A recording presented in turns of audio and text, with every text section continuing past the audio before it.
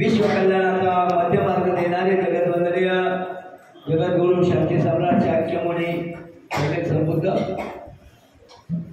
The Buddhist Society of India अर्थात भारतीय बौद्ध सभा या मातृसंस्थेचे संस्थापक अध्यक्ष भारतीय घटनेचे शिल्पकार बोधिसत्व डॉक्टर बाबासाहेब आंबेडकर या मानवाच्या आदर्शाला मी प्रचंड प्रणाम करतो।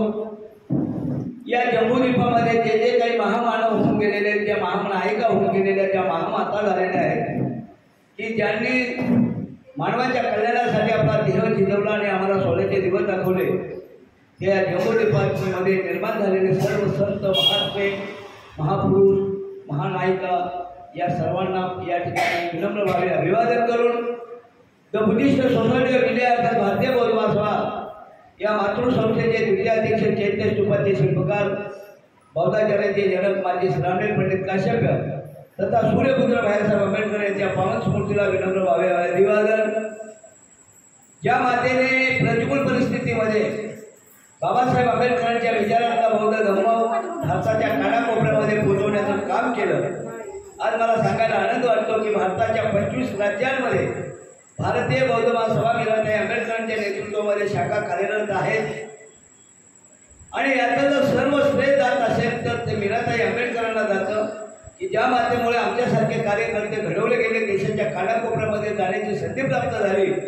अशा आमच्या धम्ममाता महाउपासिका महाधम्मधारिणी यांच्या अशोक आताच्या त्या संरक्षक यांच्या धम्मकार्यालयाने त्यागाला या ठिकाणी संस्थेने जयभीम करून माझं उर्वरित आयुष्य ताईसाहेबांच्या या त्यागाला समर्पित करून भारतीय बौद्ध महासभेच्या ट्रस्टचे चेअरमन डॉक्टर हरीश रावलेया, ट्रस्टचे रिपोर्टिंग चेअरमन ॲडव्होकेट सुभाष गंगारेजी, त्याचप्रमाणे भारतीय बौद्ध महासभेच्या ट्रस्टचे ट्रस्टी आणि राष्ट्रीय कार्याध्यक्ष डॉक्टर भीमराव यशवंत आंबेडकर यांच्याही कार्यालय या ठिकाणी संस्थेने जयभीम करून आज या ठिकाणी ठाणे जिल्ह्याच्या अंतर्गत येणाऱ्या ठाणे शहराच्या वतीने आणि या बुद्धविहारामध्ये लोकमान्य नगरच्या या बुद्धविहारामध्ये मला या ठिकाणी संधी घेण्याची संधी मिळाली। या विहाराचे सन्माननीय अध्यक्ष, या शाखेचे सन्माननीय अध्यक्ष आदरणीय रायगोळेजी, शशांक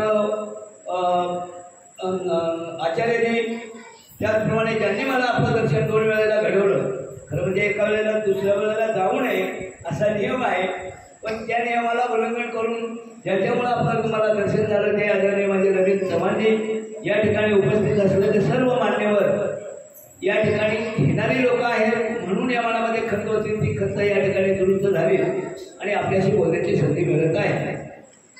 विषय आहे अनित्य अनात्म दुःख आणि माझ्या माहितीप्रमाणे गेल्या 3 वर्ष हा विषय मी याच शाखेमध्ये देत आहे। तेव्हा काही गोष्टींचा उल्लेख करत असताना आपल्याला या ठिकाणी जाणीव करून घेतली पाहिजे की बौद्ध धर्माचा विचार आपल्या अंगीकाराचा असेल तर बौद्ध धर्माची सर्व काही माहिती आपल्याला परिपूर्ण मिळाली पाहिजे आणि बौद्ध धर्म हा जगामधला सर्वश्रेष्ठ धर्म कसा आहे, की बौद्ध धर्म हा जगामध्ये बौद्ध धर्माची वैशिष्ट्ये काय आहे हे आपल्याला जाणीव जोपर्यंत होत होत नाही, जोपर्यंत एखाद्या गोष्टीचं आपल्याला मूल्यांकन होत नाही तोपर्यंत त्याचं आकर्षण आपल्याला वाटणार नाही. म्हणजे गरज निर्माण झाली पाहिजे की मला धर्म जाणून घेणे ही गरज आहे, हा दिखाऊपणा नाही.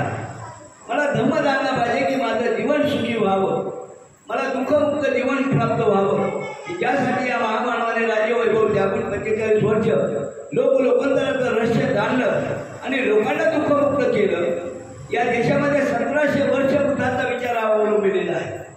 12व्या शतकामध्ये भक्ती कीर्तीने अतिक्रमण केलं, बौद्ध धर्माचा ऱ्हास झालेला नाही, पण या ठिकाणी स्थलांतरित झालं आणि त्यानंतर पुन्हा बाबासाहेब आंबेडकरांच्या महामानवाने हा धर्म अंगीकारून पुन्हा तुम्हाला या बुद्ध धर्माकडे नेऊन दिलं आणि त्यामुळं हा धर्म या ठिकाणी लोकांच्या पर्यंत पोहोचवण्यात आले. बाबासाहेबांचे विचार हे जगाच्या पाठीवर गेलेल्या बुद्ध धर्माच्या पेक्षाही अनेक वेगळे आहेत की जे माणसाला उपयोगी पडावे.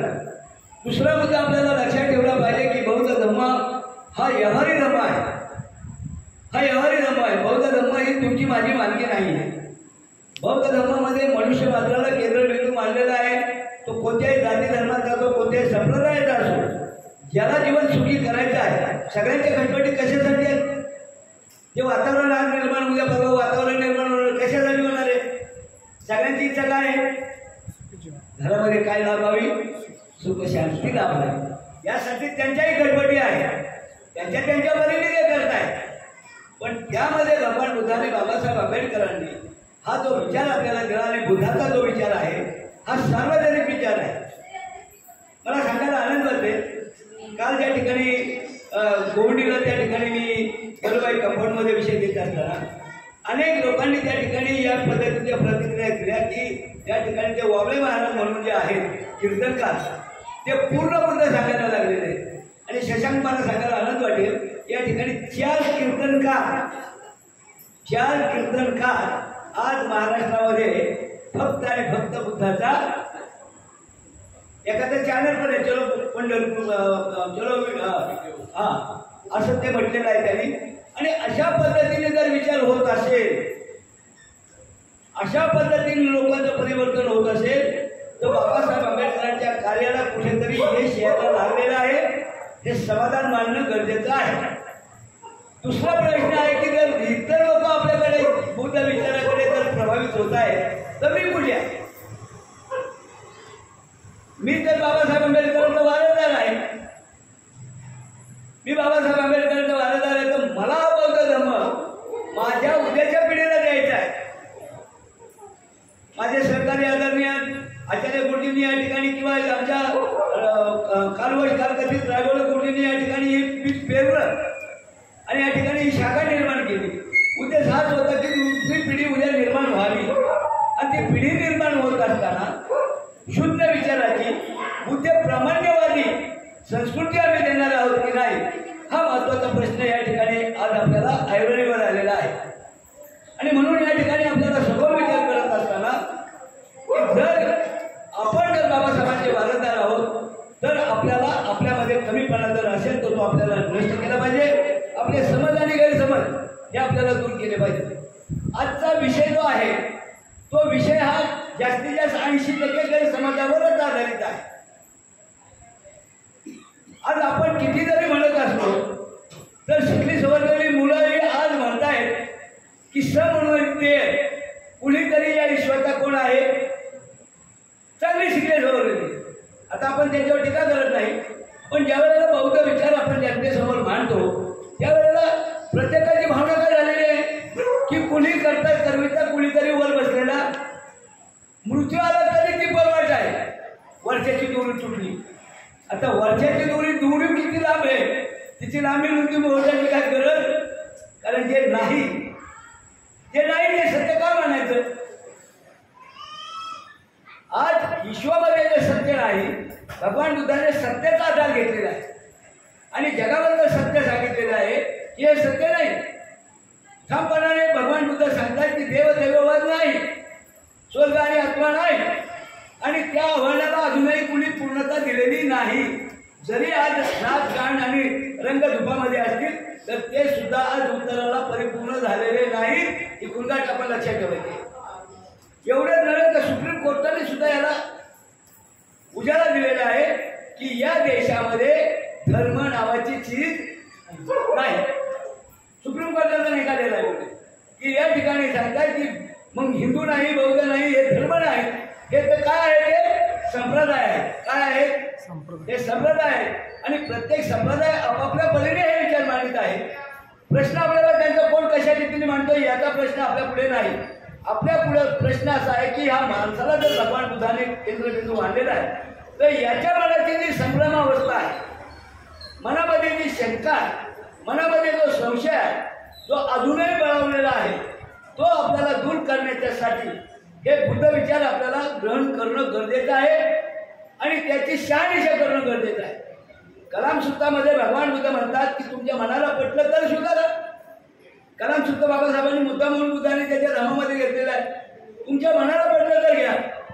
पंडित सांगतोय किंवा गुरुजी सांगतात किंवा ब्राह्मण सांगतोय म्हणून सत्य मानू, पण तुम्हाला व्यवहारामध्ये जर सत्य असेल तर ते वापरण्याचा आपण काय करायला प्रयत्न करा की जेणेकरून आपल्याला दुःखातून जीवन मुक्त करायचंय.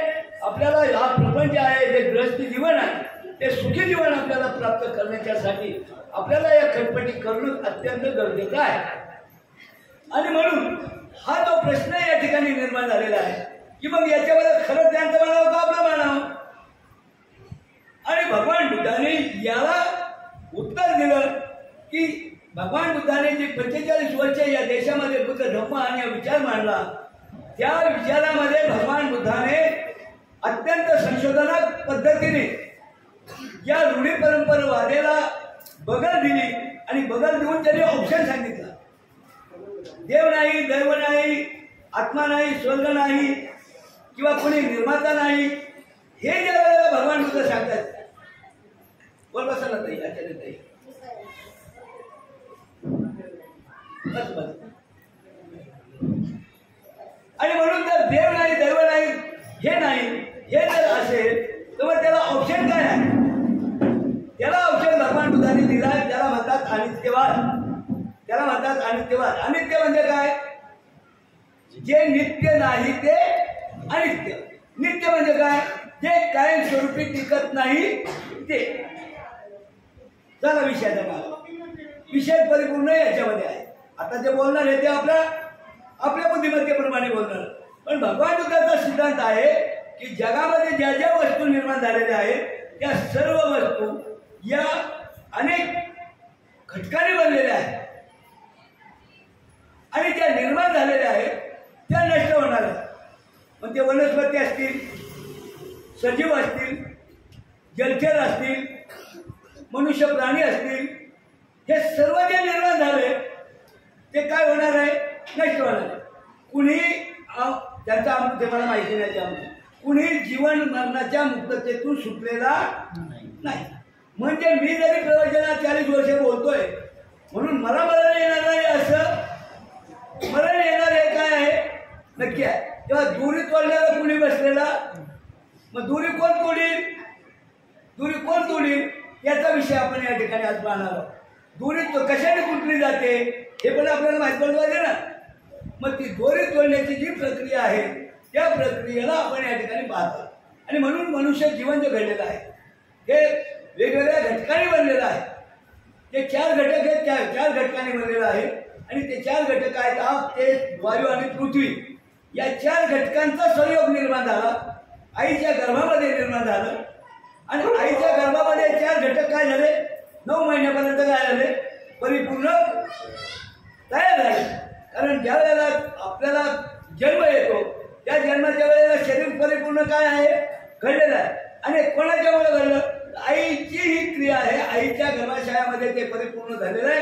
आप, तेज, वायू, पृथ्वी हे घटक आणि तिला जी मिळणारी ऊर्जा आहे, जी उष्णता आहे, जे काही बाहेरचं वातावरण आहे ते आईच्या गर्भातून नाळे वाटे ते बाळाला पोचलेलं आहे. म्हणजे निसर्ग नियमाला अनुसरून आणि 5 घटकांचा संयोग करून जीवन जिवंत असल्याची पुरावा मिळतो. त्याला माणसाचं जीवन नाही. माणूस असेल किंवा प्राणी असेल, माणूसच नाही प्राणी पण त्याच पद्धतीने त्याची ती निर्मिती आहे. आणि निर्मिती आपल्याला ज्या वेळेला निर्मिती केली जाते त्यावेळेला त्याला ऊर्जा मिळते आणि ऊर्जा मिळते म्हणून तो चलित आहे. हे वातावरण आहे, ते झगमगाट आहे. ही किती वायरिंगची फिटिंग जरी केली आणि त्याच्यामध्ये करंट सोडला नाही तर लाईट लागेल का? नाही लागेल. म्हणजे घटकांनी निर्माण झालेली जरी वस्तू असली पण त्याच्यामध्ये काय द्यावी लागली? ऊर्जा द्यावी लागली. समजलं? अवघड आहे? अवघड नाही ना? समजलं असेल तर लक्षात. ती संपूर्ण लाईटीची फिटिंग केली, वस्तू निर्माण केली. लाईटच्या इलेक्ट्रिक कंपनीमध्ये त्याची ट्यूब बनवली, हॉलिगेट बनवले, सगळं काय बनवले आणि ते आपण बांधलेले. पण ते जर इथं बांधून नुसते ठेवले तर ते प्रकाशमान होणार. त्याला प्रकाशमान होण्यासाठी काय द्यावे लागेल? ऊर्जा द्यावी. तसंच मानवाच्या जीवनामध्ये की या 5 घटकांनी 4 घटकांनी बनलेला हा देह आहे. हा देह जर चलित करायचा असेल तर त्याला बाहेर आल्याच्या नंतर जे वेदना, संज्ञा, संस्कार आणि विज्ञान हे जे 5 स्कंद आहेत, या 5 स्कंदाच्या माध्यमातून त्याने जिवंत असल्याचा पुरावा आहे. इथं कुठेही आत्म्याचा आणि याचा काही संबंध आलेला नाही. आणि मग या ठिकाणी आपण जर असं शरीर जर बनलेलं आहे हे जर निश्चित आहे, हे तुमचंही शरीर बनलंय आणि जे नाही म्हणतायत त्यांचंही शरीर, जे दुरी तुटली म्हणतायत त्यांचंही शरीर तसंच बनलेलं आहे. तो कोणत्याही जाती धर्माचा असो, कोणत्याही पंथाचा असो. माईक मी बोलतोय ना तो बहुजनांच्या पर्यंत जातोय. म्हणून आपल्याला शब्द सुद्धा बोलताना कसे बोलले पाहिजे? सांभाळूनच बोलले पाहिजे. आणि म्हणून या ठिकाणी आपण आव्हान करीत आहोत की यापेक्षा व्यतिरिक्त दुसऱ्या मनुष्य जीवनात काही घडत नाही. मग त्यांनी गरुड पुराण सांगा किंवा काही सांगा, सगळं काही. आणि बाबासाहेब त्याला कल्पित म्हणतात. आणि भगवान बुद्धाने कलाम सुद्धा मध्ये सांगितले की या कल्पनेला काही आधार नाही. 2500 वर्षापूर्वी भगवान बुद्धाने सांगितलेलं आहे. आणि म्हणून हे जर सांगितलेलं आहे तर मी माझ्या मरणाचा आणि माझ्या जीवनाचा अर्थ मला समजला पाहिजे. आणि तो अर्थ समजून घेताना मला या गोष्टी जर येत असतील तर त्या ठिकाणी माझ्या पुढं एकच ध्येय आहे की हा मनुष्य देह मिळालेला आहे. या देहाचं मला काय करावं लागेल? सोनं करावं लागेल. या देहाचं मला सोनं करावं लागेल. आणि हे जर सोनं करायचं असेल तर हे अविचारिक पद्धती आहे, तिला अविद्या म्हणतात. त्या अविद्येतून माझी मुक्तता होणं गरजेचं आहे. त्या अविद्येतून मुक्तता होणं गरजेचं आहे. आणि म्हणून सर्व संस्कार जे आहेत ते अनित्य आहेत, विनाश होणारे. पाण्याचा बुडबुडा निर्माण होतो आणि पाण्याचा बुडबुडा नष्ट होणं त्याच्यात महत्व आहे. जर समजा आपण असं गृहीत धरू की आता ज्यांनी निर्माण केली त्याचं नाव नाही मी घेत, त्यांनी सांगितलं यांनी निर्माण केली, त्यांनी निर्माण केली. कुणी कुठे निर्माण झालेलं कुणाचाही हातात आलेला नाही. एक उदाहरण देऊन आपण विषयाच्या बाजूला. तुम्ही गृहिणी आहात, तांदूळ समजा 3 महिने एका डब्यामध्ये बंद करून ठेवले. तांदूळ समजा 3 महिने एका डब्यामध्ये बंद करून ठेवले आणि 3 महिन्यांनी तांदूळ जर बाहेर काढले तर त्या तांदळात काय निर्माण होतं? काय होतं? पडतात की नाही? तुमच्या तांदळात पडतात की नाही टोके? पडतात ना. मग तर डबा बंद असताना तिथं कुणी जागा गेली आहे की नाही प्रश्न? तिथं टोके पाळणारा, किडे पाळणारा कोण आहे? तिथं भ्रमे आलाय का? तो उत्तर आहे ना. आला, डबा बंद केला होता ना. मग याचं उत्तर काय बोलली? याचं उत्तर असं आहे की या वातावरणाचा त्याच्यावर काय झाला? परिणाम झाला. कुजण्याची क्रिया झाली आणि कुजण्याच्या क्रियेपासून प्राणी निर्माण झाला त्याच्या टोके नावाचा. आता दुसऱ्या उदाहरण सांगू का?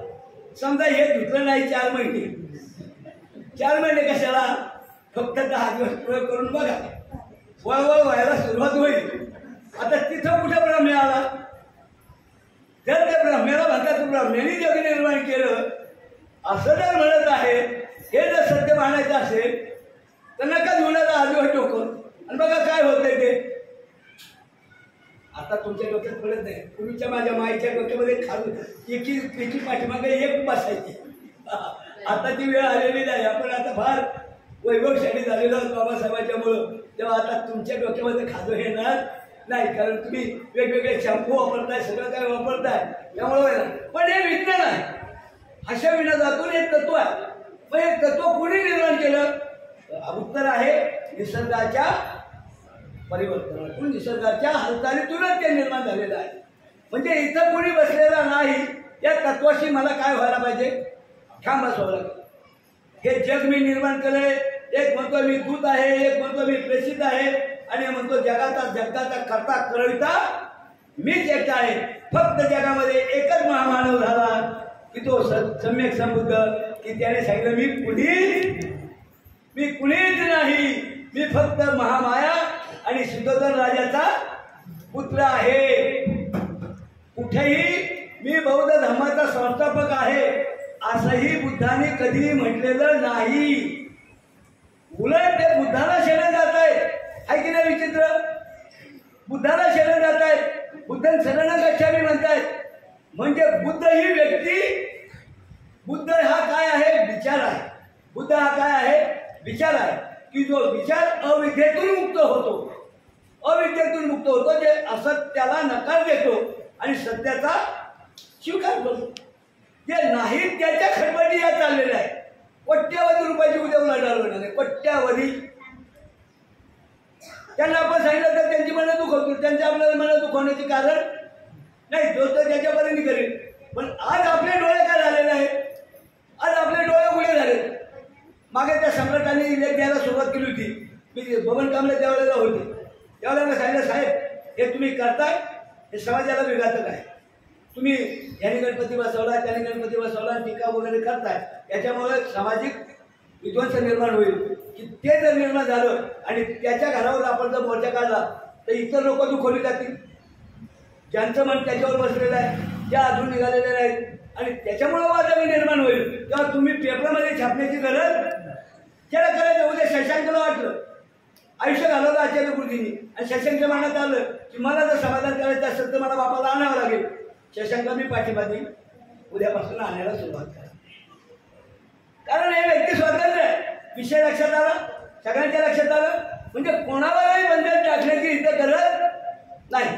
आणि मग मला इथं ठामपणाने विचार करावा लागेल की हे कुणी करता करविता कुणी नाही, घडवणारा कुणी नाही, हे परिवर्तनातून तयार झालेलं आहे. आणि मग दुसरा प्रश्न निर्माण होतो की मग ही पृथ्वी तरी कशी निर्माण झाली? 1.5 दिवसाच्या शाळेत गेलेला माणूस सांगतो की ही पृथ्वी शेषनागाच्या माथ्यावर तरलेली नाही. ती कशावर तरलेली आहे? श्रमिकांच्या हातावर तरलेली आहे. त्या नेत्याचं, त्या महामानवाचं नाव आहे अण्णाभाऊ साठे. त्यांच्या समाजालाही अजून कळालं, त्यांच्या समाजाला पण अजून काय कळालं, त्याच्यात आपल्याला काही गरज नाही. त्यांनी यावं न यावं हे त्यांच्यावर अवलंबून आहे. आणि मला आनंद आहे की नगरच्या शिबिरामध्ये जवळ 600 लोक समाप्त झालेले आहेत. शेवगाव म्हणून गाव आहे नगरमध्ये. नगरची जी मंडळी असतील आहे नगरची शेगावमधून 600 मातंग लोकांची ही झालेली आहे. आणि त्यातल्या 10 लोकांनी माझ्याकडे दीक्षा घेतलेली. हा आनंद आहे. भाषा वेगळी आहे. आणि म्हणून इतर समाज सुद्धा आज एक सांगायला तयार झालेला आहे की एक कळलेलं आहे की ही सगळी बनवाबनवी मग यांनी तरी केलं का? यांनी का सांगितलं की मी प्रेषित आहे, मी दूत आहे, मी अंक आहे, कर्ता कविता आहे? हे सांगण्याचं त्याचं कारण होतं की त्यांची दुकानं चालावी, त्यांची दुकानं चालावीत. आणि म्हणून त्यांनी केलं. बाळासाहेब ठाकरेंचे वडील प्रबोधनकार ठाकरे म्हणतात की देव देवळात नाही, देव देवळात नाही, देव उदाऱ्याच्या पोटात आहे आणि उदारी त्याला जपतो आहे. म्हणून देवळाचा धर्माने देवळाचा धर्माची देवळं हा त्यांनी ग्रंथ लिहिला. केशवसूतांनी सांगितलं, केशवसूत या लोकांची नावं मी का घेतो? ही काय मागासवर्गीय होती का? ही मागासवर्गीय होती का? केशवसूत देव दानव नारा निर्मिले. देव आणि दानव कुणी निर्माण केले? माणसाने निर्माण केले. हे सत्य असताना अजूनही माणसाला त्या गोष्टीमध्ये कोंडून ठेवण्याचं आणि बांधून ठेवून आपली सरळ दुकानं चालवण्याचा कार्यक्रम चालू आहे. आपल्याला ज्याला पटेल त्यांनी येही पशिको या आणि पहा. आणि त्याच्यासाठी बुद्धाचं हे आव्हान आहे. आपण तर बुद्धाच्या वारसदार आहोत. आपण तर बुद्ध धर्माचे कोण आहोत? वारसदार आहोत. आणि बाबासाहेबांनी या विळख्यातून तुम्हाला मला काढलं आणि म्हणून हा बुद्धाचा विचार आपल्याला घेताना आता या ठिकाणी पहिला प्रश्न आपण सोडून घेतला की या ठिकाणी कुणी कर्ता कर्मिता नाही. जे म्हणतायत त्यांना सांगा की इथं कुणी कर्ता कर्मिता नाही. हे जे घडलंय हे कशातून घडलंय? परिवर्तनातून घडलंय. भगवान बुद्धाला ज्ञान प्राप्त झाल्याच्या नंतर ब्राह्मणांनी त्यांना विचारलं की तुझं मत काय आहे? या पृथ्वीच्या निर्मितीसाठी तुझं मत काय आहे? त्यावेळेला भगवान बुद्ध म्हणतात नक्की नक्की कारण या विषयाशी मी जो विचार घेतलेला आहे, मी जे वैभव प्राप्त केलेलं आहे, राज्य वैभव त्यागलंय आणि हे जे मी घेतलंय ते फक्त मानवाच्या मनाच्या विकासासाठी घेतलेलं आहे. आणि ते मानवाच्या मनाच्या विकासाला अडथळा आहे त्याच्यावर मला काही बोलायचं नाही. आणि मग पळवट न करता सरळ मार्गाने जातात. ही पळवट झाली की मला काय बोलायचं नाही म्हणून काही ती पळवट आहे का? मग त्यांनी त्याच्यासाठी सांगितलं की हे जे निर्माण झालंय हे आपोआप झालेलं नाही, यालाही परिवर्तन आहे, याची निर्मिती आहे, या निर्मितीला परिवर्तन आहे आणि परिवर्तनातून झालेलं आहे. उशिरा गाव होणार पुढचे या ठिकाणी आले आणि त्याच्या प्रमाणात गाव आहे यापुढे या त्यांच्याकडे पाहून की या ठिकाणी या आणि म्हणून या सगळ्या गोष्टी आहेत त्या परिवर्तनातून घडलेल्या आहेत, आपोआप घडलेल्या नाहीत. याला भगवान बुद्धाने कर्म सिद्धांतामध्ये सांगितलेलं आहे, बीज नियम सांगितलेला आहे, ऋतू नियम सांगितलेला आहे आणि काम नियम सांगितलेला आहे, कर्म नियम सांगितलेला आहे, कर्म नियम सांगितलेला आहे. आणि त्या ऋतू नियमाच्या प्रमाणे जे आहे, रात्र कोणी थांबवली का? रात्र कोणाच्या आधारावर होती का? की या ठिकाणी आता सूर्य तू थांब, तू उगू नको, उद्या उगव असं म्हणणं चालेल का? नाही चालणार. कारण हे चक्र आहे, हे परिवर्तनाचं चक्र आहे. ही पृथ्वी सूर्याभोवती फिरते, चंद्र ग्रह त्या सूर्याभोवती फिरतात आणि ज्या ठिकाणी प्रकाशामध्ये जो प्रकाश येतो त्या ठिकाणी काय आहे? उजेड आहे. आज अमेरिकेमध्ये आपण इथं रात्रीचं बोलतोय, तिकडे कदाचित काय असेल? प्रकाश असेल. म्हणतो जो रेखावृत्तामध्ये जो आहे तो देशाला होतोय. म्हणजे इथं सूर्याला सांगावं लागत नाही की तुम्हाला प्रकाश दे म्हणून. आता सूर्याचं वंदन वगैरे करतात ती भाषा वेगळी आहे, त्यांच्या तरी आहे. त्या संशोधक कोपर्निकस म्हणून होता, त्यांनी सांगितलं पृथ्वी ही गोल आहे, पृथ्वी गोल आहे. काहींनी सांगितलं याला वेळ लागलेला आहे म्हणून. ते म्हणले नाही, पृथ्वी गोल नाही, पृथ्वी चपटी आहे आणि त्याला फाशी देण्याचं काम केलं यांनी.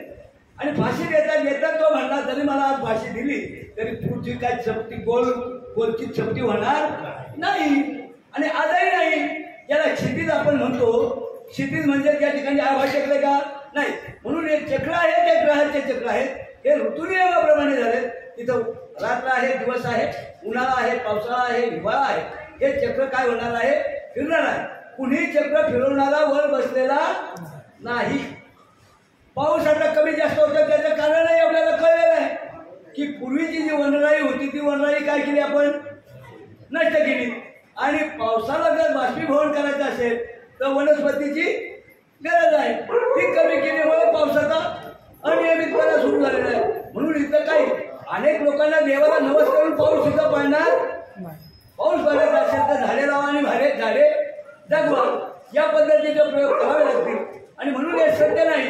आणि त्या ठिकाणी पृथ्वीची निर्मिती सुद्धा ही परिवर्तनातून झालेली आहे आणि परिवर्तनातून हे ग्रह तयार ह्या खगोलशास्त्राच्या आधाराने. आणि नासा कबूल करते, नासा नावाची जी कंपनी आहे ती आज कबूल करते की ही पृथ्वी निर्माण झालेली आहे, ती भगवान बुद्धाच्या अनित्यवादाला मान्य आहे. ही पृथ्वी आपोआप निर्माण झालेली नाही, ही सृष्टी आपोआप निर्माण झाली नाही, ती परिवर्तनातून निर्माण झाली. आणि पुन्हा सांगताना सांगतात की ती परिवर्तनातून निर्माण झाली, ती परिवर्तनातून नष्ट सुद्धा होणार. म्हणजे ही जी पृथ्वी निर्माण झालेली आहे त्या कलेने ती निर्माण झाली, त्याच कलेने तिचा काय होणार आहे? ऱ्हास होणार आहे. आज होईल, उद्या होईल, याचा कालखंड सांगता येणार, याचा कालखंड सांगता येणार नाही. पण ही पृथ्वी जे निर्माण झाले ते म्हणजे इथं आला भगवान बुद्धाचा अनित्यवाद. आणि म्हणून आपण लक्षात ठेवायचंय, बौद्ध धर्म हा विज्ञानवादी नाही, बौद्ध धर्म हा विज्ञानवादी नाही, तर विज्ञान बुद्ध विचाराच्यावर आधारित आहे आणि विज्ञानाने मान्य केलेलं आहे. ऑक्सफर्ड युनिव्हर्सिटीने याचा सर्वे केलेला आहे. तेव्हा इथं चढवड करून सांगण्याची आपल्याला काही गरजच, हे सत्य आहे आणि सत्य आपल्याला ते स्वीकारलं पाहिजे. आणि म्हणून या पृथ्वीच्या रूपाने या ठिकाणी हे सगळं झालेलं आहे. आणि मग हे अनित्यवादाचा सिद्धांत भगवान बुद्ध का देतात की माणसाच्या मनाची संभ्रमावस्था न होता त्याने आपल्या जीवनाचं मूल्यांकन करावं. कारण माझं जे जीवन मला मिळालेलं आहे त्या जीवनाचं मला काय झालं पाहिजे? सार्थक झालं पाहिजे ना.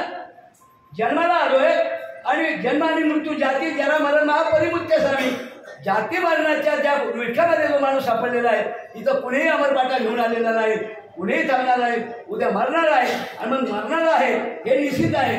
तर मरणाचं भय कशासाठी? देव आणि धर्म हे निर्माण कशासाठी आले? भीतीपोटी झालं की उद्या जर बापाला आणणार आहे तर वर्षभर आम्हाला काय करावं लागेल? संकट सहन करावा.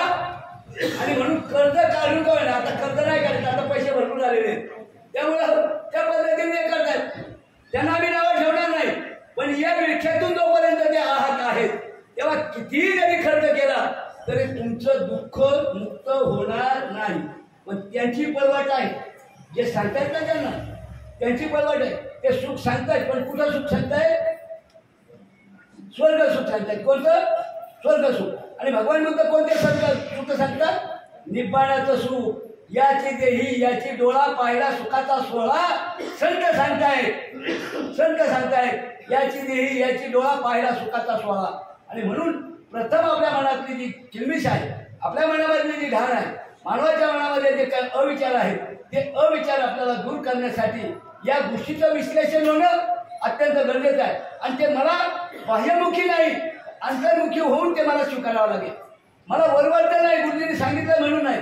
याची शहानिशा करणं गरजेचं आहे, याची शहानिशा करणं गरजेचं आहे. आणि शहानिशा करून येणारा अनुभव आहे. बौद्ध धर्म हा अनुभवावर जास्त अवलंबून आहे. कशावर आहे? अनुभवावरून आहे. भगवान बुद्धाने सांगितलं माझ्या 35 वर्षामध्ये जो मला अनुभव आला तेच माझे गुरु आहेत, माझा कुणीही गुरु नाही. हे तथागत सिद्धार्थ गौतम स्वतः सांगतात. आणि तुमचंही जीवन तसंच आहे की तुमच्या जीवनामध्ये आतापर्यंत जो आलेला अनुभव आहे तो अनुभव तुमचा गुरु आहे. जर तुम्ही सत्कर्माने आलेला असाल, कुशल कर्माने आला असेल तर जीवन तुमचं दुःखी करण्याला कोणाची हिंमत, कोणीही दुश्मन तुमच्यासाठी नाही. पण तुम्ही जगताना जर वेगळ्या मार्गाने जगला असाल तर तुमची सुटका अजिबात नाही. किती प्रवचन करा आणि जोपर्यंत अंतर्मनाच्या गाठी सुटलेल्या नाहीत तोपर्यंत काही खरं. अंतर्मन के गाठे तुटे अंतर निर्मल होय रे केला मंगल मेरा. या शरीरामध्ये ज्या गाठी बांधलेल्या आहेत त्या गाठी सोडण्याची प्रक्रिया करण्यासाठी आपल्याला सद्धम्म जाणून घ्यावा लागेल. आणि त्याच्यासाठी औषधं मेडिकलमध्ये नाहीत, त्याच्यासाठी औषधं कुठे दिलेली नाहीत. ती औषधं तुमच्याजवळ आहेत. आणि या शरीराच्या कालही मी याचा विषय तिथे सांगितला. मोठ्या साहित्यिक वगैरे मंडळीच्या ललूभाई कंपाऊंडला होती, त्यांना सांगितलं या ठिकाणी तुम्हाला जर करायचं असेल तर याला वाचायचं काम करा. या 3.5 हाताच्या जवळ जे धन आहे तुमच्याजवळ त्या धनाचं काय करा? जतन करा. पैशाचे जतन करतो की नाही आपण? मग या मनाचं जतन कोण करणार? या शरीराचं जतन कोण करणार? त्याला काय गुरुजींनी सांगितलं पाहिजे की तुम्ही बिडी पिऊ नका, तुम्ही गुटखा पिऊ नका? काय सांगावं? ते त्याने कुशात राहावं, गुरुजींनी पण प्यावं. काय आमचं म्हणणं नाही, ते काय सांगण्याचं काम आहे का? ज्याला जीवन सुखाचं करायचं आहे त्याला सांगण्याचं काय करायचं नाही. मनुष्य प्राणी आहोत आपण, जनावरांमध्ये आपल्याला बरं काय? आपल्याला विचार करण्याची शक्ती निर्माण झालेली आहे, आपल्याला विचार करण्याची शक्ती निर्माण झालेली आहे. आणि म्हणून त्या ठिकाणी आपल्याला हे जीवन आपल्याला त्या पद्धतीने करण्याच्यासाठी, हे मूल्यांकन करण्यासाठी पहिला अनित्यवादाचा मला स्वीकार करावा लागेल. हे सगळं काही खोटं आहे, हे सगळं काही खोटं आहे. आणि त्याच्यामध्ये जर करायचं असेल तर माझ्याजवळ जे धन आहे, माझ्याजवळ जे इंद्रिय आहे, 3.5 हाताच्या शरीरामध्ये हा 3.5 हाताचा देह आहे, यामधल्या इंद्रियांना जपणूक करा. माझं यूट्यूबला प्रबोधन पर्व म्हणून एक हे आहे, त्याच्यामध्ये देवाची या द्वारी या नावाचा व्हिडिओ केला आहे. म्हणलं आता लय बोलून तुझा जवळ झाला तर जरा हिडिंग काय हिडी देवाच्या या द्वारी. कधी वेळ पाहिला शशांकने मला बोलवावं, आपण स्पष्ट 1 तासाचं त्याच्यावर विचार करू. आणि यूट्यूबला प्रबोधन पर्वला हा विषय झाला. ही दारं तुम्हाला ओळखता आले पाहिजे, हे देव तुम्हाला ओळखता आले पाहिजे. डोळा, नाक, कान, जीभ, त्वचा आणि मन हे तुम्ही ओळखूनच या अनित्यवादाचा काय करू शकता? स्वीकार करू शकता. जोपर्यंत मनाची मानसिकता तयार होत नाही तोपर्यंत अनित्य हा विषय आहे तो व्यर्थ आहे. आणि म्हणून मनाची तयारी करून मला याचं जतन केलं पाहिजे. जतन केलं पाहिजे म्हणजे काय केलं पाहिजे? पैसा तिकडे गेल्यावर आपल्याला गोळा काळजी लागते. आणि म्हणून या शरीरामध्ये जर माझं शरीर कळत न कळत अकुशल कर्माकडे जात असेल तर त्याला मी थांबवलं पाहिजे. 10 पारमितामध्ये त्याला काय म्हणतात? वीर्य पारमिता म्हणतात. आर्य अष्टांगिक मार्गामध्ये त्याला काय म्हणतात? सम्यक व्यायाम म्हणतात. हा व्यायाम म्हणजे काय करतो? जिम आहे काही. हे व्यायाम कशाचा आहे? या शरीराच्या इंद्रियांना जपणे, याच्यावर पहारेकरी होणे. आणि हे ज्या वेळेला तुम्ही व्हाल त्यावेळेला अनित्यवाद तुमच्या मनामध्ये परिपूर्ण बसल्याशिवाय राहणार नाही. पण याला जर मोकळं सोडलं, मन चंचल केलं, रोहिदास म्हणतात म्हणणे गंगा तर कठोर नाही गंगा. त्याला गंगा कशात दिसली? त्याच्या त्या. आणि यांची गंगा 7,000 कोटी शशांक उद्या खर्च होणार आहेत देशाच्या अर्थव्यवस्थेमधून. उत्तर कुणी द्यायचं याला? कारण म्हणे त्या समुद्राचं अमृत तिथं पडले आणि त्या अमृतासाठी मागे झाला, त्याच्यामध्ये 150 लोक मिळली. आता परत नाशिकला होणार आहे. किती बोलणार आज. आणि म्हणूनच हा आपण नाही म्हणत त्याला नावं ठेवणार. आज शासन 700 कोटी आणि ते 700 कोटी दर या ठिकाणी शेतकऱ्यांच्या आत्महत्या वाचवण्यासाठी केले. मुलाबाळांच्या शाळा कॉलेज बंद करण्याचं काम केलं. हे केलं तर माणसं चांगली होती का वाईट होती? त्या 700 कोटीमध्ये एक तर गर्दी होणार. नाशिक सारखं शहर छोटं आहे आणि त्या ठिकाणी गर्दी होणार. करताय ते करू द्या, त्यांचे राजकर्ते ते आहे. आता इथं राज्यकर्ता राजा भाऊ तू धमिको, धमिक राजा आलेला नाही. जो म्हणतो आंब्यानी पोरं होतात, माझ्या बागेतले आंबे खाल्ले तर पोरं होतात, या माणसाला भेटायला जर प्रधानमंत्री जात असेल तर या देशाची शोकांतिका. माईकवर बोलतोय, माईकवर बोलतोय. कोण बाबा आहे माहिती तू? भिडे बाबा. हा, भिडे गुरुजी नाव सांगायला मला लाज वाटत नाही. आणि असं त्याला स्वीकारणारी संस्कृती, त्या संस्कृतीतून त्या कचाट्यातून तुम्हाला बाहेर यायचे. आजचं वातावरण आहे या कचाट्यामधून तुम्हाला बाहेर यायचं आहे. आणि ते बाहेर येताना या गोष्टीवर माझा विश्वास असला पाहिजे की हे जे आहे याचं मला सोनं करावा. जे निर्माण झाले ते नष्ट होणार आहे.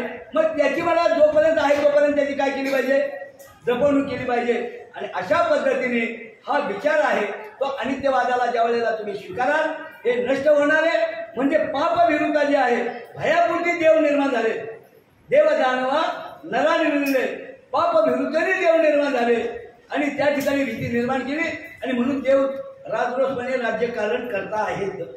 उद्याही करत राहतील, त्यांच्यावर आपलं काय बंधन नाही. त्यांनी खुशाल करावं.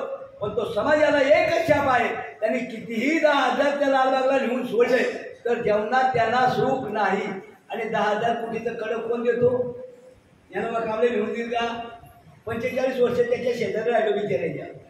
45 अगदी जवळच होतं, कंपनी जवळ सगळं. पण कधी पोरं मला ओढून यायचे, काय तुझं झाली एवढी सगळी दुनिया येते. तिथले ते काय कार्यकर्ते होते तेही माझ्या मिलमध्येच कामाला होते. तिथे नाही पटलं आपल्याला, नाही पटलं. पण त्यांचं पटलं नाही म्हणून आज वैभवामध्ये आहे. आज जे वैभवात आहे, गिरणी कामगार आज वैभवामध्ये जीवन जगतो. जे समाधान मिळतंय हे कोणामुळे मिळतंय? हे बुद्ध विचारामुळे मिळतात. हे अनुभव तुमच्या पुढे. आम्हाला जो आनंद मिळाला तो आनंद तुम्हाला मिळाला. आनंद घ्यायचा असेल तर आपल्याला हे ठरवावा लागेल. आणि मग या ठिकाणी आपली चर्चा वाढत जाताना वेळ मलाही लांब जायचं आहे, त्यामुळं वाढवत गेलो तर 2.5 तास बोलेल, तेवढं काय बोलणार नाही. आणि म्हणून एक पॉईंटमधून आपण निर्माण झालो. एक पॉईंटमध्ये आलं की ही निर्मिती झालेली आहे. ती कशातून निर्माण झालेली आहे? परिवर्तनातून निर्माण झालेली आहे. दिवस रात्र येणार आहेत, जन्म मृत्यू येणार आहेत, नातवंड होतील, परतुंड होतील, सगळं काही होईल. पुन्हा चक्र तेच फिरत राहील. पण आजोबा परत येणार, आजोबा परत येणार नाही, पण परत येणार आहे. नियम आचरण्यासारखा येतात कदाचित, पण तू होण्याची शक्यता नाकारता येत. तुमचे विचार चांगले असतील. याला काय म्हणतात? याला गुणसत्व म्हणतात. याला काय म्हणतात? गुणसत्व. ज्याला इंग्लिशमध्ये जीन्स म्हणतात. हे 7 पिढीपर्यंत जातात. कितीपर्यंत जातात? 7 पिढीपर्यंत जातात. आणि याची उदाहरण आहे. पण ती व्यक्ती परत येत. अहो विचारी माणसं ज्या वेळेला श्रामणे शिबिराला गेलो आणि त्या श्रामणे शिबिरामध्ये एक विद्वान होता. त्याने विचारलं, मग सिद्धार्थ गौतम हा सुमेधेचा पुनर्जन्म नाही का? काय प्रश्न विचारला? तो सुमेध महामायेच्या पोटातच गेलेला आहे की नाही कथा. तो हत्ती आला, महाबाईच्या पोटात शिरला आणि त्याला त्याच्यावर नेलं, ती जन्मकथा सांगितली. मग तो सुमेधाचा जन्म सिद्धार्थ गौतमाचा आहे का? तर त्याला उत्तर आहे नाही. मग काय आहे? जे 28 बुद्ध झाले, त्या बुद्धांचे जे विचार आहेत, त्या बुद्धाचं प्रगट झालेले विचार हे सिद्धार्थ गौतमाच्या रूपाने भूतलावर आलेले आहेत. पण याचा अर्थ नाही की तीच व्यक्ती परत आलेली आहे, तेच दीपंकर परत आलेले आहेत, ते सुमेध भंतेजी परत आलेले आहेत, असं अजिबात कोणी समजू नये. आणि हे प्रश्न विचारणारी कोणती माणसं? माझीच लेकरं, कारण जास्त शिकत ना, PhD मिळवलेले आहेत ना, त्यामुळं ते विचारतात. आणि मग त्याला सांगितलं ही भ्रामक कल्पना आहे, या पद्धतीने कुठेच होणार नाही. सिद्धार्थ विचाराचं परिवर्तन होतं, विचाराचं संक्रमण होतं. आजचे विचार उद्यालाही जाऊ शकतात, आजचे विचार. आणि म्हणूनच आज आपल्याला या ठिकाणी बसायचे की हे विचार उद्याच्या पिढीला जावेत, उद्याच्या पिढीला जावेत. आणि जास्तीत जास्त एकच पॉईंट समोर मी माझ्या दुसऱ्या पॉईंटकडे येतोय. महिलांनी याकडे लक्षात ठेवावं. ज्या वेळेला गर्भधारणा होते त्यावेळेची जी अवस्था आहे तेच बीज निर्माण होते. हे विज्ञान सांगते, मी नाही सांगते. आणि अनुभव मला आहे.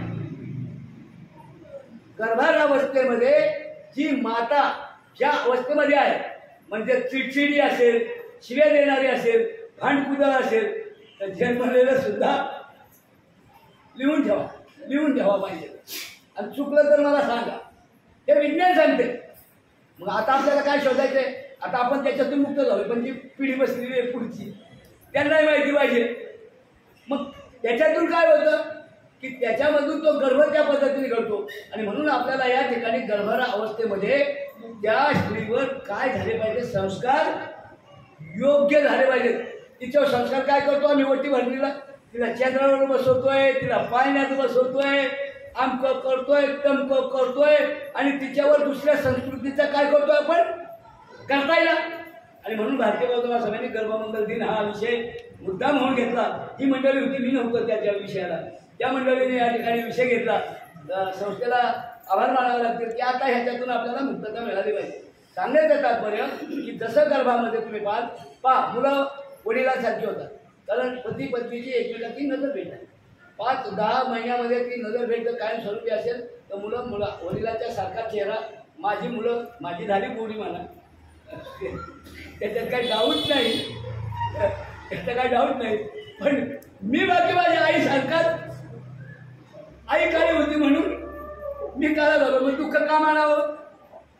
शिवाजी महाराज म्हटले ना, जर आमची माता असती सुंदर तर आम्ही झालो असतो, हे म्हणले ना शिवाजी महाराज. मग त्याच्यात दुःख करायचं, हे विज्ञान आहे.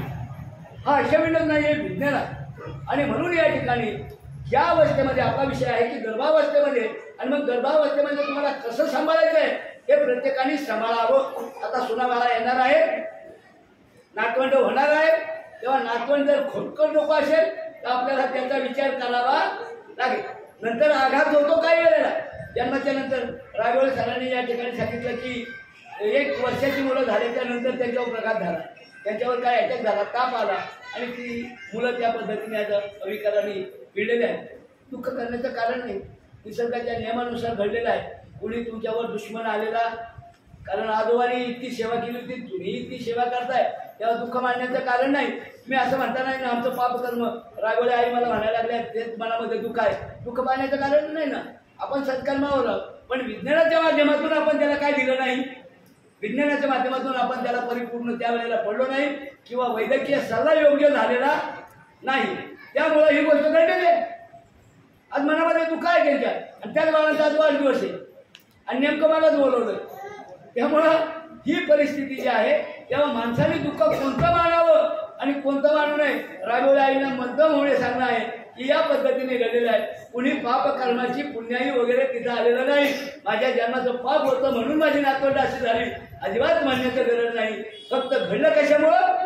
विज्ञानामुळं घडलं, आणि विज्ञानाची योग्य ही झाली नाही, त्यामुळं घडलं. म्हणून आता आहे त्यांना तोंड देणं गरजेचं आहे, आणि त्याच्यामध्ये दुःख रायगोळे परिवाराने मुद्दाम म्हणून करू नये एवढी विनंती करतो. आणि दुसऱ्या पॉईंटकडे येतो. बाबासाहेबांनी म्हणतात या अनित्यवादाच्या सिद्धांतासाठी अनेक तत्वांनी बनलेल्या वस्तू या अनित्य आहेत. बाबासाहेब म्हणजे सर्वसामान्य नाही, मला वाटतं मागच्याही प्रवचनात मी सांगितलं, बाबासाहेब हे सर्वसामान्य समजू नका. बाबासाहेब म्हणजे 32 डिग्र्या घेणारा विद्वान फक्त समजू नका.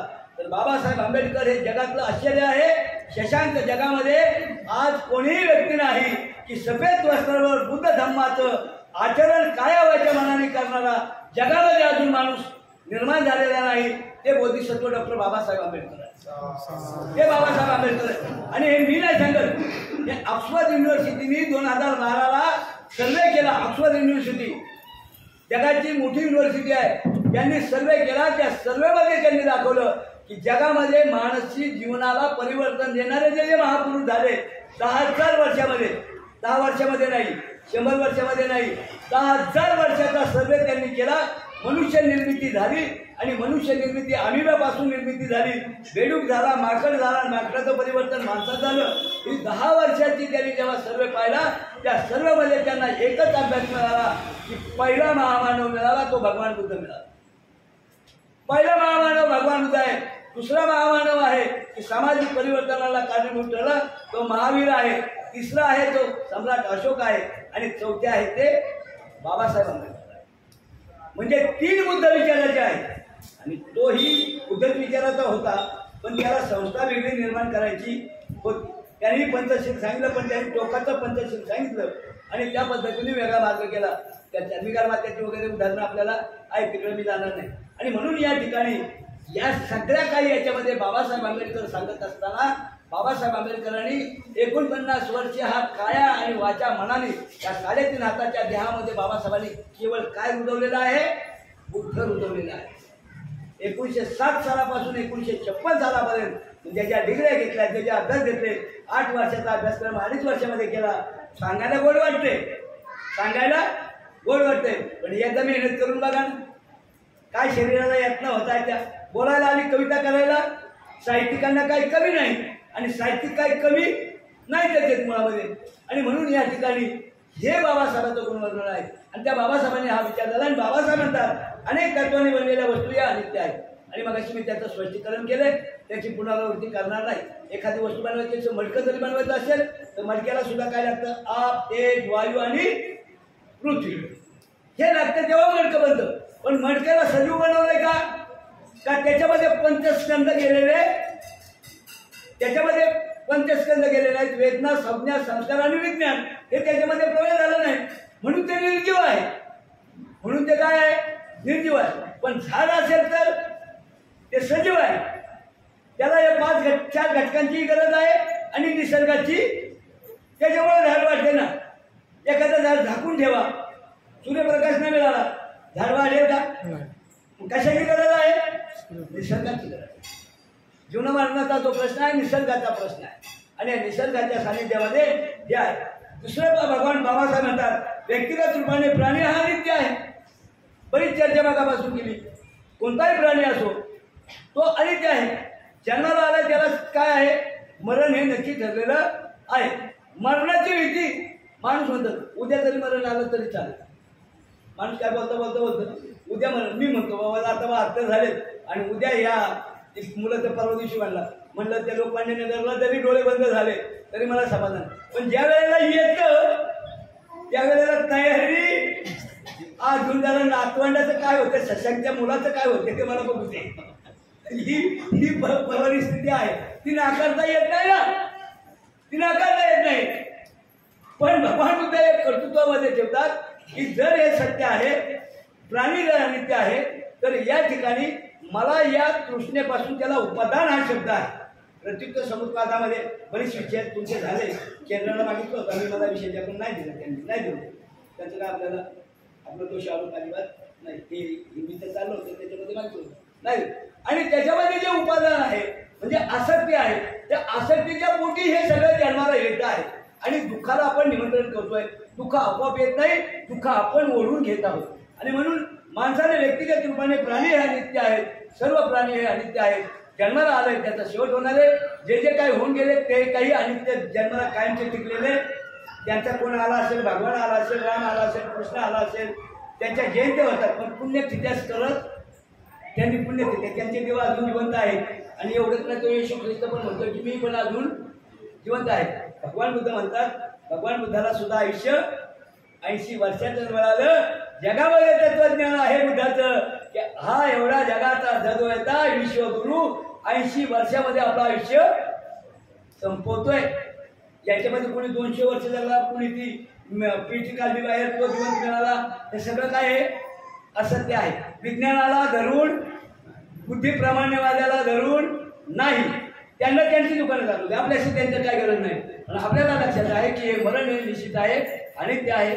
आणि म्हणून जीवन जिवंत असताना जन्म आणि मृत्यूमध्ये मला शिलाचार, सदाचार आणि सद्गुणाचार याला अंगीकारून माझ्या जीवनाचं मला काय बनवायचं आहे? सोनं बनवायचं आहे. मी सांगितलं नाही, याचं सोनं हेच, ही संपत्ती जपा. आयुर आरोग्य संपत्ती सगळं संपत्ती मिळायचं. ही आरोग्य संपत्ती आहे, तिच्याकडे लक्ष द्या. तिथं मेणबत्त्या लावल्या नाही तरी चालतील, हरकत नाही. पण यांच्यावर लक्ष ठेवा, डोळ्यावर लक्ष ठेवा. वाईट नजर येत असेल तर डोळे ताबडतोब काय करा? बंद करा. वाईट ऐकू येत असेल तर कानामध्ये काय घाला? गोळे घाला. घाण येत असेल तर नाकावर रुमाल घाला. जीभला वळवळ करत असेल तर दाताखाली पैसे लागतात काय? त्याला पैसे लागतात का? हे विज्ञान आहे, ही कृती आहे. हे करायची ताकद निर्माण होणे म्हणजे निब्बाणाकडे जाण्याचा मार्ग मोकळा होणे. निब्बाण ते एखाद्या बंधुकीला प्रवचन सांगितलं की तो वेगळंच काय करून आपलं त्या पद्धतीने करतो आणि तुम्ही यूट्यूबला ऐकता. मला काही त्याच्याशी म्हणणं नाही, त्याच्यावर झाली आहे. मी सफेद वस्त्रावर आहे. पण एक निश्चित झालेलं आहे की तुम्ही जशी कृती कराल तसं तुम्हाला काय मिळणार आहे? फळ मिळणार आहे. आणि म्हणून हे त्यानंतर प्रत्युत्तर समुत्पाद वस्तूचे तत्व आणि ते आहे. म्हणजे प्रत्युत्तर समुत्पाद ज्यांनी जाणला विषय सेपरेट आहे, मला वाटतं होणार आहे तो विषय. प्रत्युत्तर समुत्पाद म्हणजे एकाचा नायनाट झाल्याशिवाय दुसऱ्याची निर्मिती. साध्या शब्दामध्ये, अवघड शब्दामध्ये बरेच सांगणारे आहेत मला त्यात. म्हणजे अविद्येतून तुमचं दुःख निर्माण होत आहे. आणि अविद्या नष्ट करायची असेल, सुख निर्माण करायचं असेल तर नाश तुम्हाला अविद्येचं करावं लागेल. अविद्येच्या नंतर संस्काराचं करावं लागेल.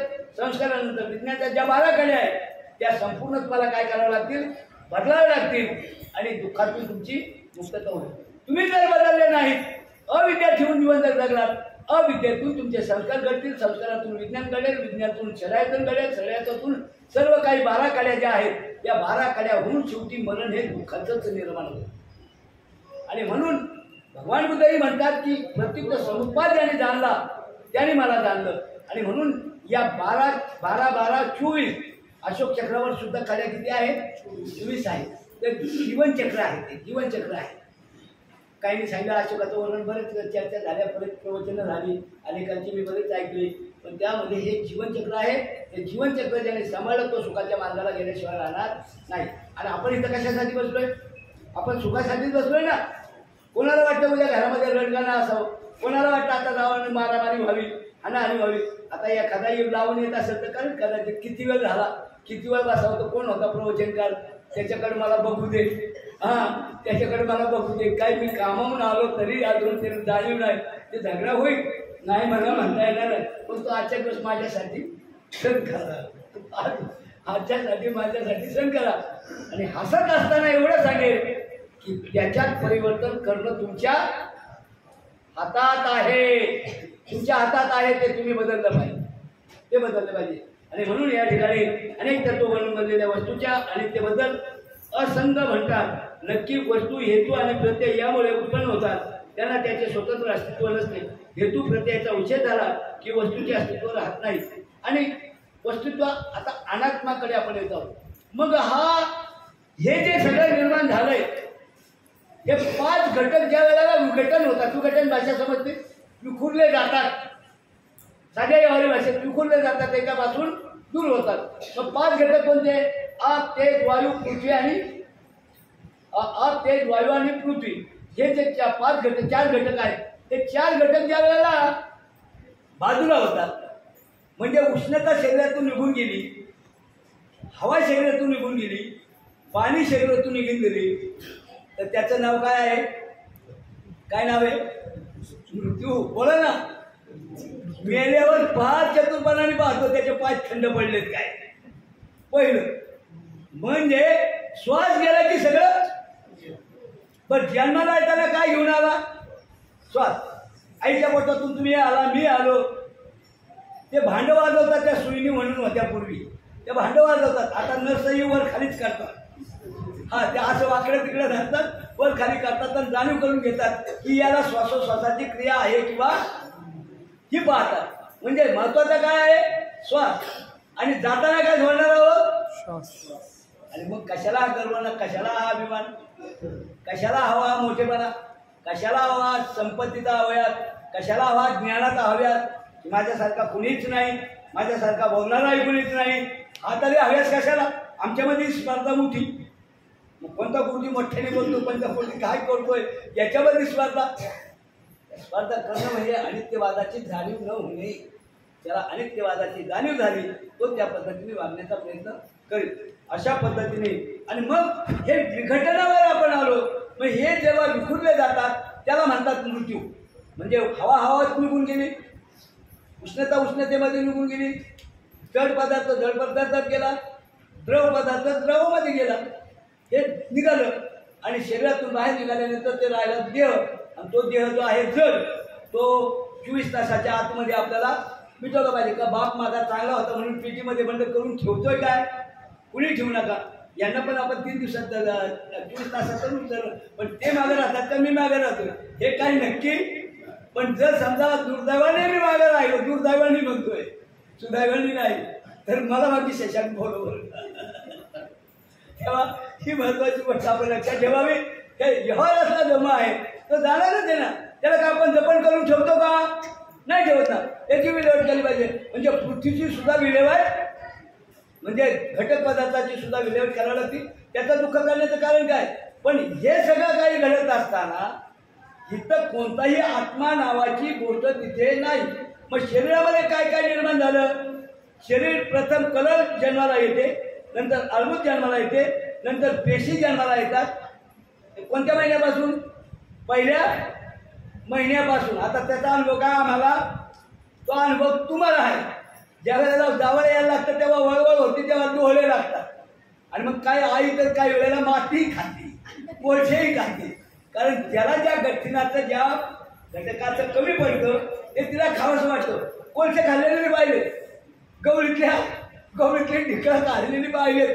आता तुम्ही कुणी खाल्लेले नाही तुम्ही मुंबईला आहात त्याबद्दल प्रश्न नाही. आणि म्हणून ही हालचाल त्या पद्धतीने होते आणि म्हणून हे कलर निर्माण झालं जन्मात रूप येते आणि रूपसंगाचा उदय होतो. रूपसंग म्हणजे शरीर बनतं. शरीर परिपूर्ण 5व्या महिन्यामध्ये बनतं आणि 5व्या महिन्यामधून एकाएकी त्याचं आणि बाहेर आल्यावर टाळू काय लगेच पूर्ण होत नाही. टाळू पूर्ण होण्यासाठी म्हणजे मेंदूची पूर्णता होण्यासाठी तुम्ही काय करता काय घालता त्याच्यावर आता घालायला नको होते काही उपयोग आहे का.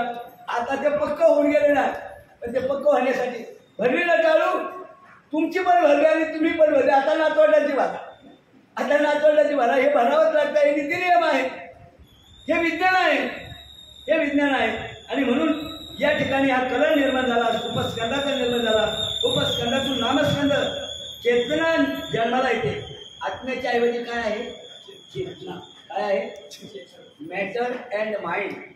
मॅटर अँड माइंड कार्य आणि मन ही चेतना निर्माण झाली.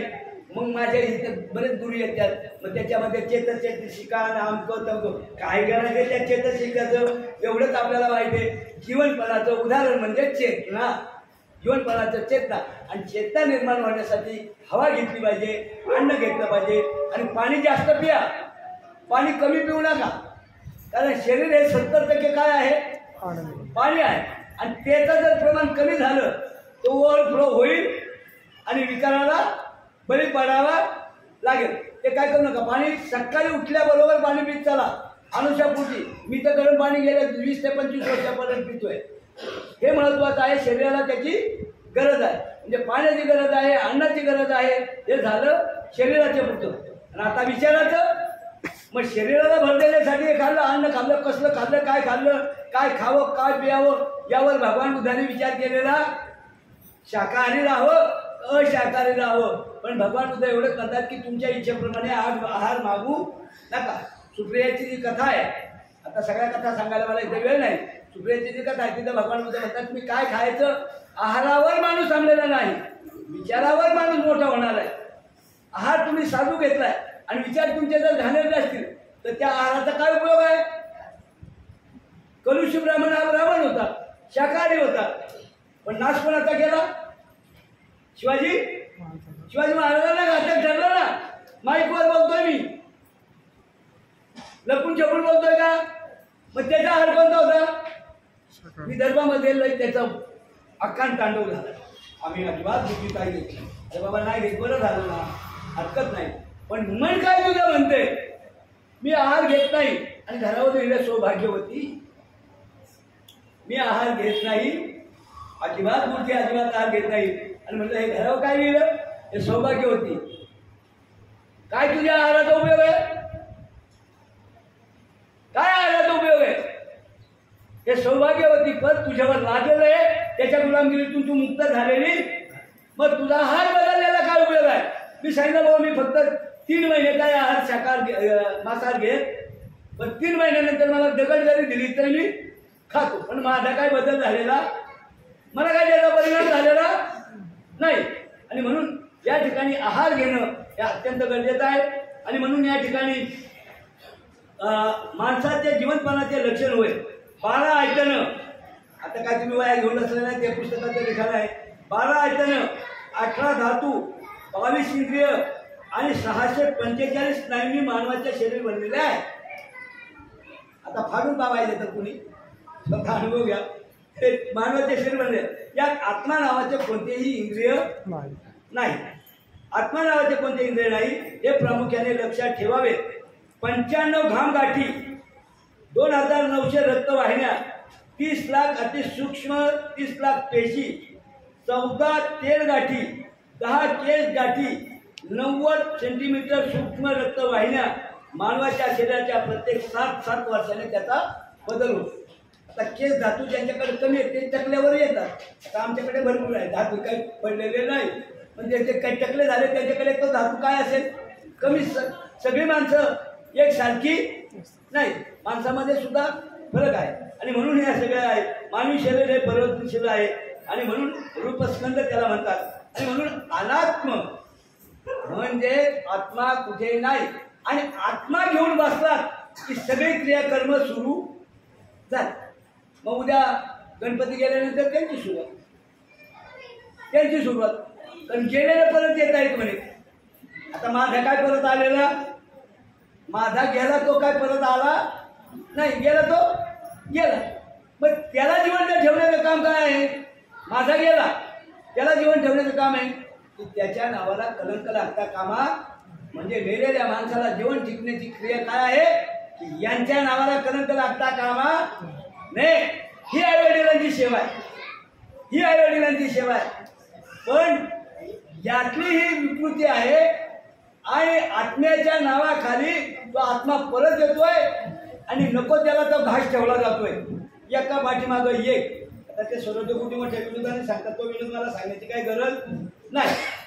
आता त्याला महत्व देता म्हणजे तुम्ही अविद्याचे काय पडलेला आहात, बळी पडलेला आहे. अविद्या म्हणजे 4 आर्य सत्याला नकार देणे. 4 आर्य सत्याला कुणीही जगामध्ये आव्हान दिलेलं नाही. हे भगवान बुद्धाचे 4 आर्य सत्याला नकार देणे म्हणजे अंधश्रद्धेला जन्म देणे. आणि ही अंधश्रद्धा आपल्याला काढण्याच्यासाठी कारण त्याच्यामध्ये आत्मा आहे. आणि मग त्यांनी बनवाबनवी केली की आत्मा कुठे जातोय, वर स्वर्गात जातोय. आणि तो स्वर्गात जायला त्याला 10 दिवस लागतात. मग 10 दिवसांनी त्याची दशक्रिया 12वा 13वा वगैरे काही केला जातो. बौद्ध धर्मामध्ये नाही. बौद्ध धर्मामध्ये 3 दिवसापासून कधीही तुमच्या सोयीनुसार फक्त पुण्यानुमोदन आहे. त्याच्या जीवनाच्या झालेल्या कर्तृत्वाचं अनुमोदन आहे. त्या पद्धतीने ती क्रिया केली जाते. आत्म्याची त्याचा कुठेही संबंध नाही. आणि म्हणून या ठिकाणी जी काही लोक भ्रामक कमाने थांबलेले आहेत त्यांना बाहेर नेण्यासाठी ते निघूत नाही तर नाही निघूत. पण मी बाकी वारसदार कोणाचा आहे?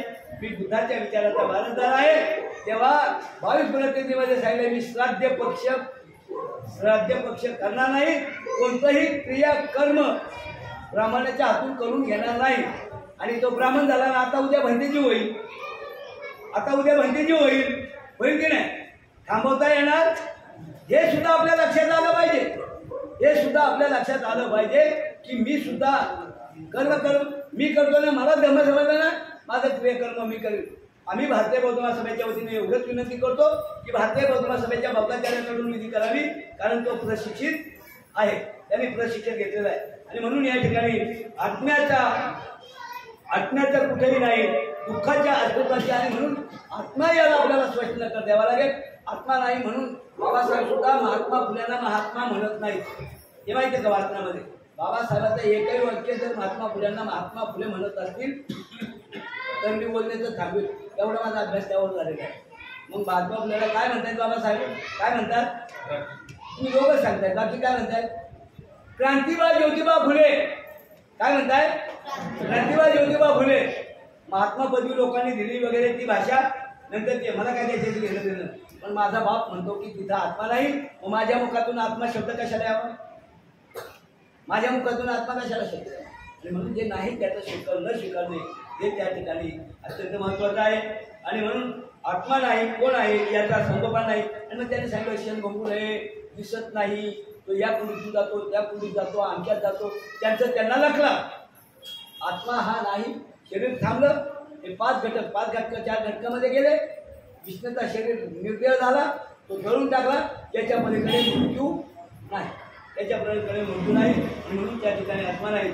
म्हणजे आणि मग मी निर्माण केलं. आत्मा म्हणजे मी आहे, आत्मा म्हणजे मी आहे, मी म्हणजे आत्मा आहे, शरीर म्हणजे आत्मा आहे असं तर म्हणत असतात. मिलिंद प्रश्नामध्ये नागसेन आणि म्हणते मिलिंद राजा यांचे प्रश्न उत्तर झाले. हे तुझा आहे का, हे माझा आहे का, याच्यावर माझा अधिकार नाही ना. हे डोक्यात आहे तोपर्यंत चांगले दिसतात.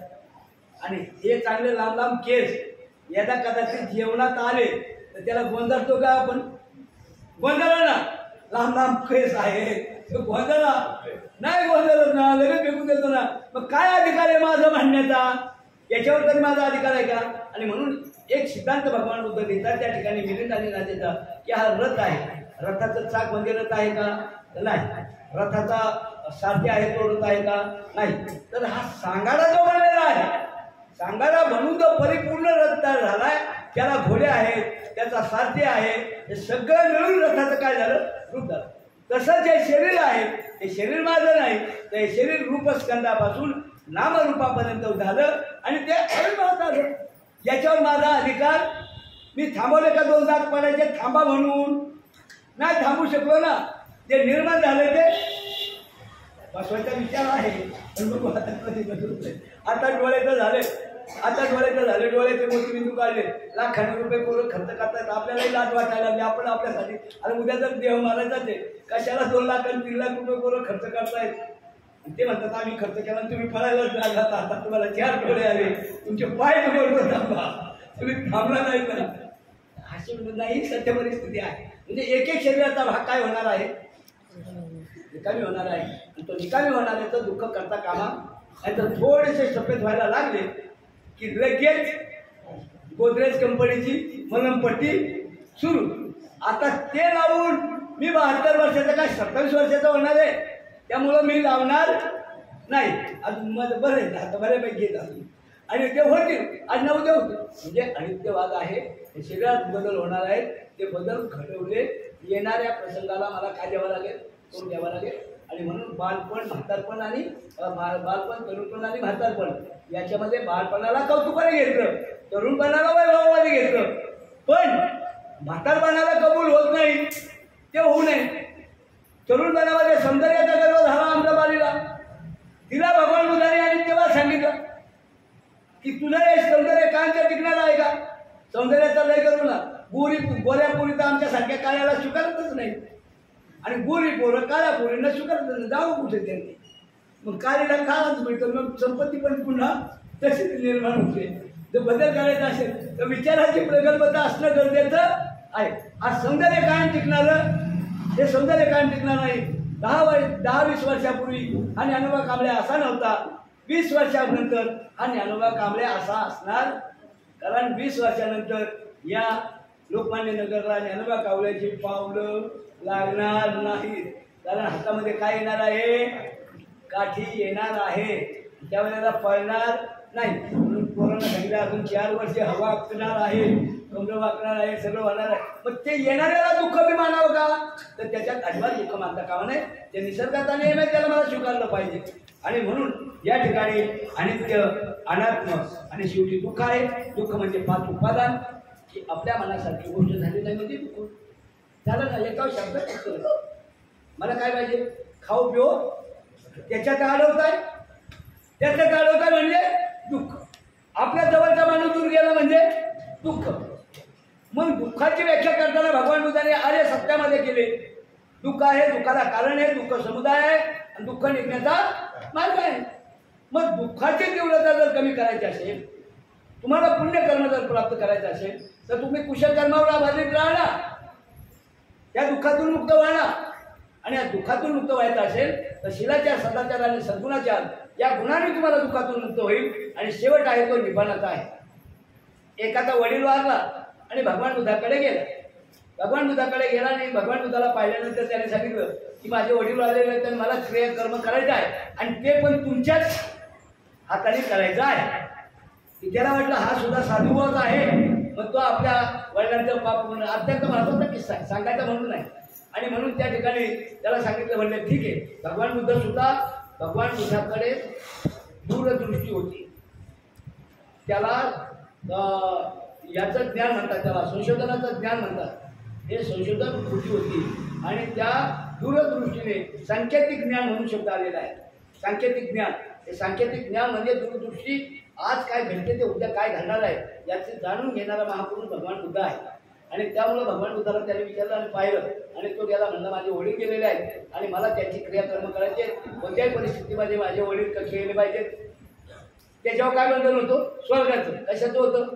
स्वर्गाचं. म्हणला स्वर्गामध्ये वडील जायचे. म्हणजे तुला वाटतं तुझे वडील स्वर्गात जावेत? हो म्हणला मला वाटतं. आणि भगवान बुद्धाचं जे कौशल्य आहे, भगवान बुद्धाने लांब लचक प्रवचनं कधीही दिलेली.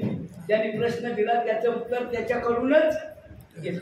आणि हा किस्सा त्या पद्धतीने झालं. आणि मग त्याला सांगितलं जा 2 माठ घेऊन ये. त्याने माठ आणले. जा म्हणला एकामध्ये तूप भरून आण, एकामध्ये खडे भरून आण. खडे भरले, तूप भरलं आणि त्याच्यावर झाकण टाकलं. म्हणलं जा सफेद कापड धुणे, कोरं कापड आणलं, ते बांधलं. ते दोन्ही माठ घेतले. जा म्हणला गंगेमध्ये. गंगेमध्ये गेला. म्हणलं दोन्ही माठ हातामध्ये धर आणि तुझ्या वडिलांचं नाव वगैरे घे आणि गंगेमध्ये सोडून दे.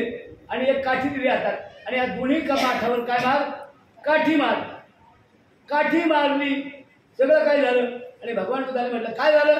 अहो म्हणलं ते दगडाचं जे होतं ते माठ गेला आणि तुपाचा होता. भगवान बुद्ध म्हणाले सा सा सा. उत्तर कळलं ना की तुमचं जर कुशल कर्म असेल तर ते कसं येणार आहे?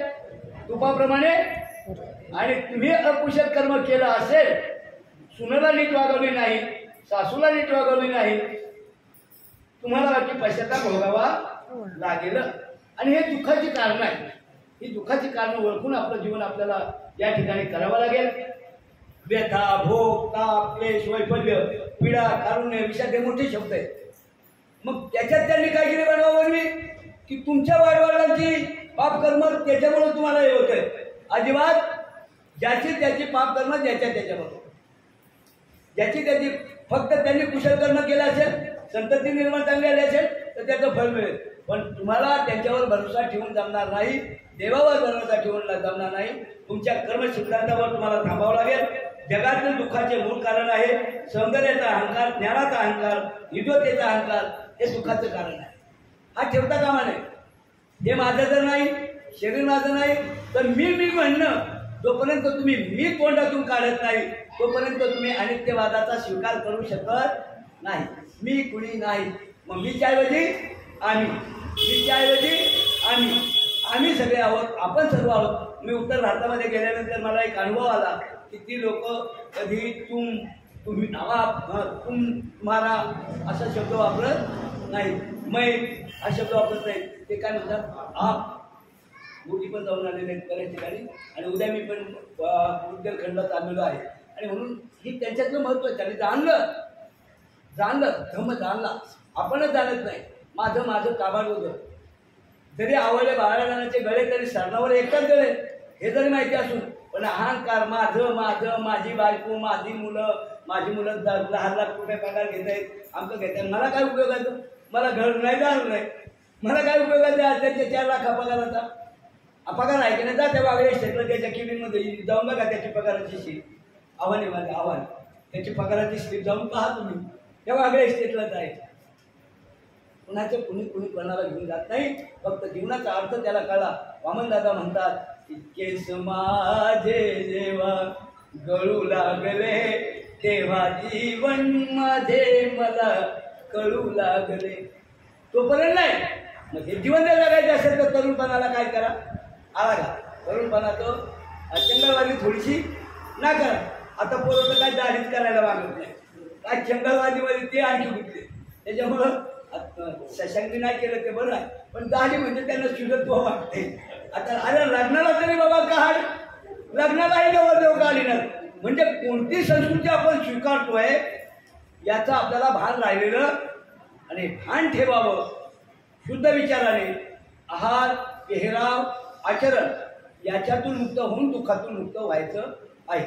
आणि म्हणून या ठिकाणी हा अहंकारी पर्वा करीत नाही, तो दुसऱ्याची निर्वचना करतो. मग शेवटी आहे मनाची म्हणजे पाप कर्म. भगवान गीताने शिला सुत्तामध्ये सांगितले, पाप कर्म म्हणजे शिलाचं उल्लंघन करणे आणि कर्मक्लेश म्हणजे मनाचं उल्लंघन करणे. राग, लोभ, द्वेष, मत्सर सुटलाच नाही ना अजून. याला पाण्यात पाहिजे, त्याला पाण्यात पाहिजे. पाण्याची पातावेर म्हणजे तो पाण्यातच प्रत्येकाला पाहतोय, त्याचा अर्थच त्याला कळला नाही. आणि त्या पद्धतीने आपल्याला शेवटी जगायचं आहे, मैत्री भावनेने जगायचं आहे. आणि याच्यातून जर आपल्याला मुक्त करायचं असेल तर प्रत्येकाने माणसाने माणसासाठी जगावं, माणूस म्हणून जगावं. मानवतावाद हा भगवान बुद्धाच्या धर्माचा गाभा आहे. आणि तो मानवतावाद सिद्ध करण्यासाठी जीवनामध्ये शिलाचार, सदाचार आणि सद्गुणाचार याचा अवलंबन करावा. नाही आपल्याला पूर्ण काही गाथा आल्या तरी पंचशीलाचं गाथन करावं, आचरण करावं. एकच गाथा म्हणा पण ती परिपूर्ण करा. आणि घरादाराला सुखाचं, सुनाला लेक समजा, सासूला आई समजा, मुलाला मित्र समजा. मुलाला आता शशांकला यांनी मुलगा म्हणू नये, तर तो कोण आहे? मित्र आहे. माझा प्रशांत माझा मित्र आहे, ही माझी मुलं आहे. चिडवत आहे, काल चिडवलं मला. ते दान द्यायचं तुम्हाला त्या याच्यासाठी आपल्याला महाबोधी विहारासाठी. ते एक सांगता त्या आठवण आली. महाबोधी विहारासाठी म्हणलं भाऊ हे 1000 रुपये घे आणि माझ्या नावावर संस्थेला पाठवून दे. नाही म्हणला, तुम्ही संस्था, तुमची संस्था तुम्ही पाहून घ्या. थोड्या वेळाने गपचूप पाहिल्यानंतर इथे हे केलं आणि त्या 1000 रुपये घेतले. मी दिलेले 1000 रुपये घेतले आणि कोणाजवळ दिले? आईजवळ दिले. किती आनंद झाला असेल, किती आनंद झाला. त्या आनंदाचं वर्णन आहे का? आणि म्हणून ही सगळी संतती तुम्ही निर्माण केली पाहिजे. आणि या ठिकाणी आव्हान करतो, जाता जाता विषय आपला संपलेला आहे, आपण जाणून घ्या आणि आपलं जीवन सुखाचं करा. भारतीय बौद्ध महासभेच्या वतीने आत्तापर्यंत महाबोधी विहाराचा तंटा हा सुप्रीम कोर्टापर्यंत गेलेला होता. सुधाके कुंभारे म्हणून सुरेखा कुंभारे यांनी ती कोर्टामध्ये केस टाकलेली होती. मी माईकवर बोलते बरं का, इतर याच्यामध्ये त्यांनी ती केस टाकलेली होती आणि ती केस सुप्रीम कोर्टाने नाकार.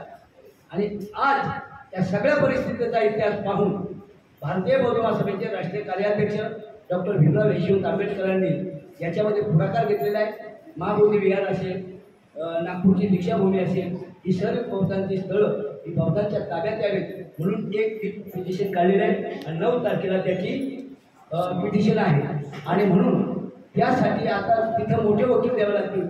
तर काय भीमराव साहेब काय कामाला नाही, त्यांच्याकडे काही इन्कम येणारं नाही आहे आणि त्यांना मदत करायला तुम्हाला सांगितलेली नाही.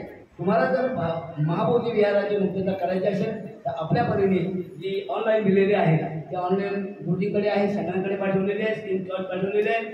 त्या 9 तारखेच्या आतमध्ये आपण जास्तीत जास्त रक्कम पाठवून या केसला मोठमोठे वकील द्यावा लागणार आहेत.